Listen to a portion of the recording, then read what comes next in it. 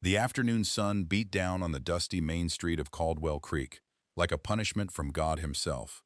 Clara Whitmore stood outside Hargrove's jewelry shop, her fingers pressed against the cool glass, her eyes fixed on a delicate pearl necklace, resting on a bed of faded velvet. It was the most beautiful thing she had ever seen in her 23 years of living. And like most beautiful things in her life, it was completely out of reach. You planning to buy it, or just breathe on my window all afternoon?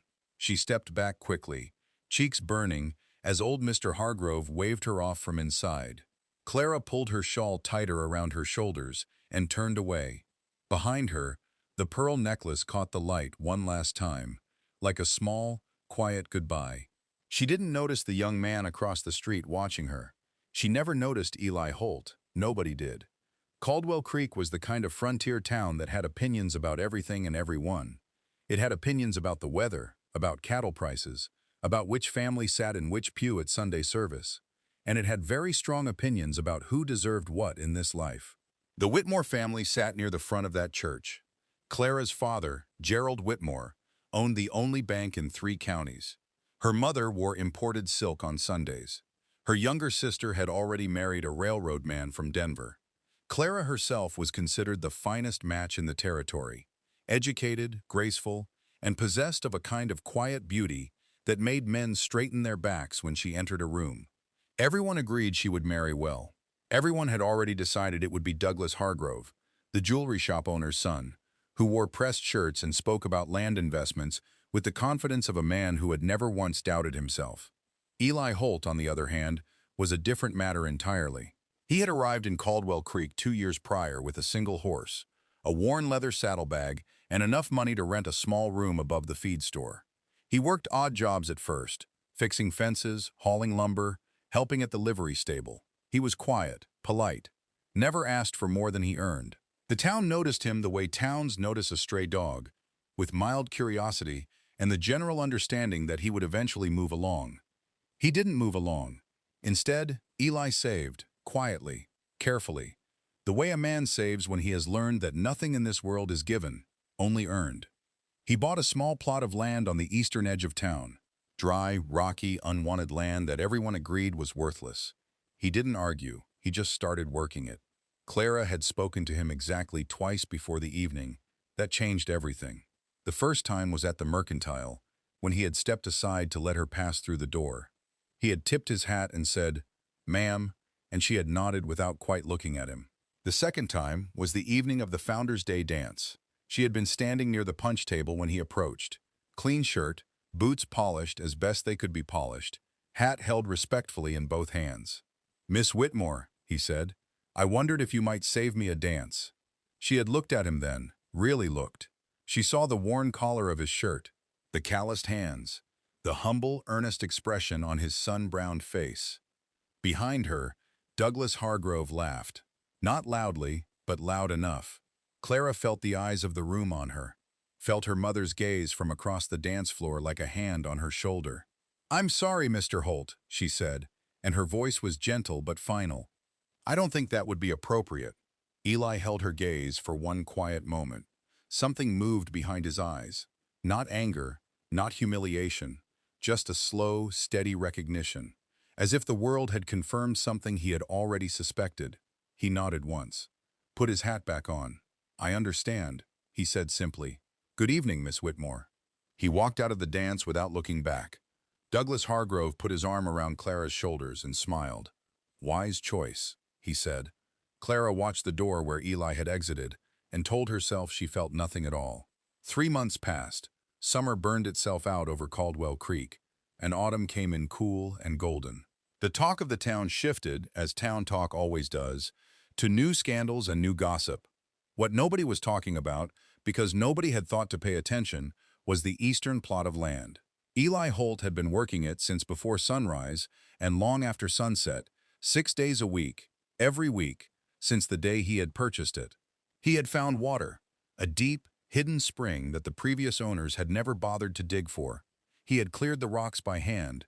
He had planted, irrigated, and tended with the kind of patience that only a man with something to prove can sustain. By October, the land was producing. By November, it was producing well. By December, Eli Holt had quietly purchased the empty storefront next to the post office. Clara learned about the store from her friend Agnes, who had heard it from the blacksmith's wife, who had seen the paperwork herself. "He's opening a trading post," Agnes said over tea, eyes wide with the specific excitement of small-town news. "Buying goods from the railroad suppliers directly, cutting out the middleman entirely." Clara stirred her tea and said nothing.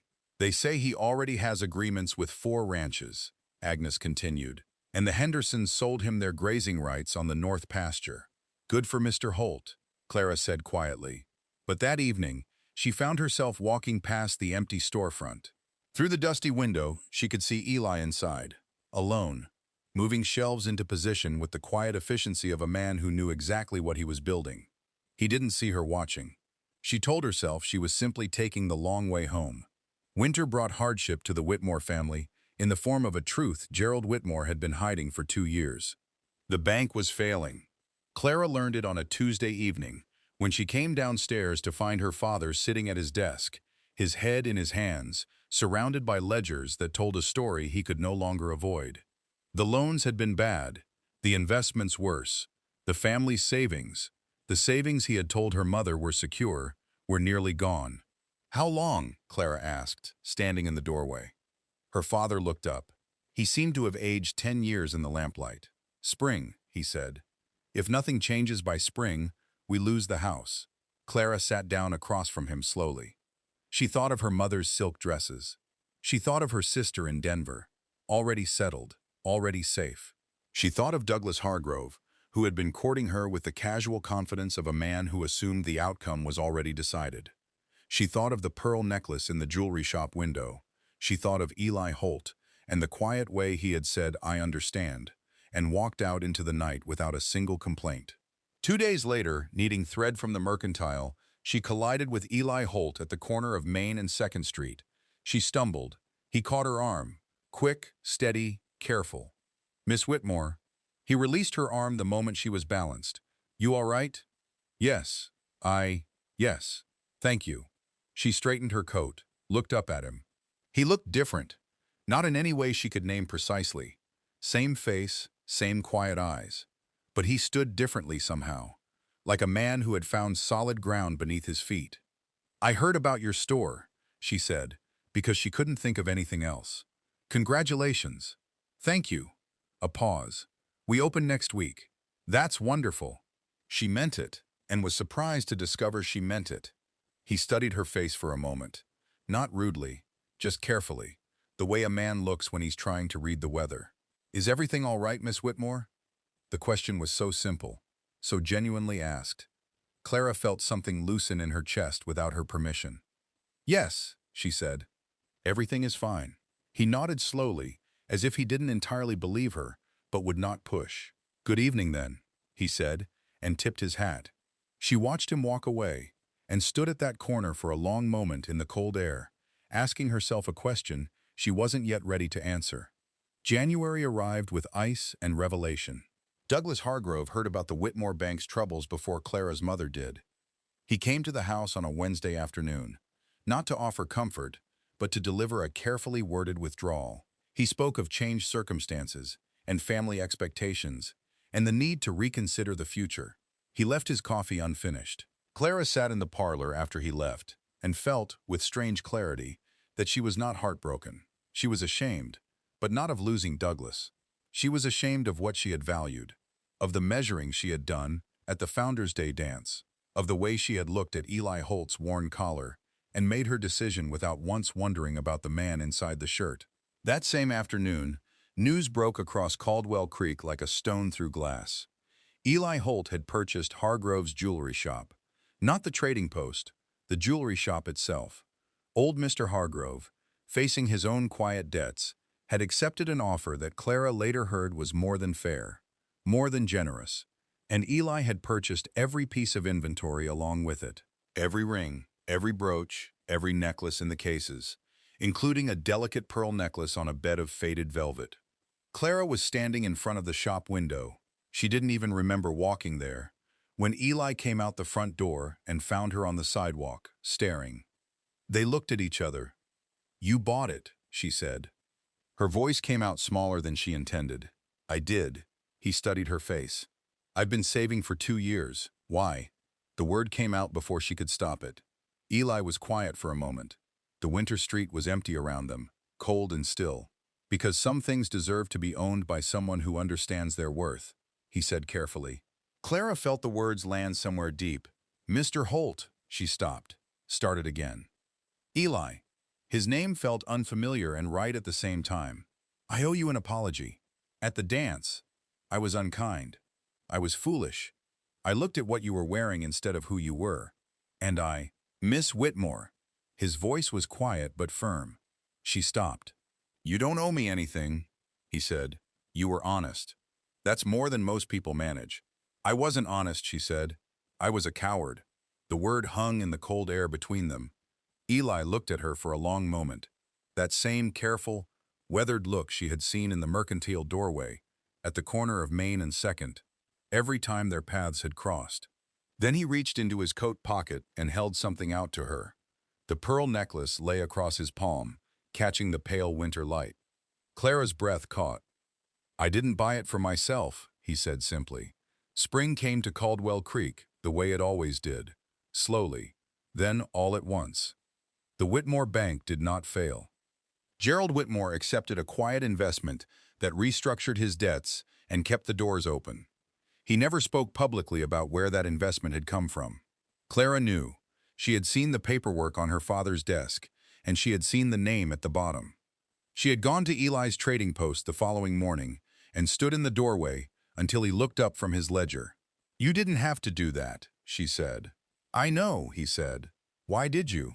He set down his pen, looked at her with that steady, unhurried gaze. Because it was the right thing to do. She crossed the store slowly and stood on the other side of the counter from him. Eli Holt, she said. I would very much like to accept that dance now. If the offer still stands. Something shifted in his expression. Not surprise exactly. More like the quiet satisfaction of a man watching rocky ground finally bloom. The offer, he said, has always stood. They were married in June, in the church where Clara's family sat near the front. She wore the pearl necklace at the ceremony. Several people in town remarked on how beautiful it was. Eli Holt stood at the altar in a new coat with a straight back and steady eyes. And if anyone in Caldwell Creek still thought of him as the humble stranger who worked odd jobs and rented a room above the feed store, they kept that thought to themselves. Some men are rejected for being humble, and some men take that rejection and build something so solid, so true, so quietly magnificent, that the world eventually has no choice but to stop and look. Eli Holt was that kind of man. And Clara Whitmore, Clara Holt now, knew she would spend the rest of her life being grateful that he was.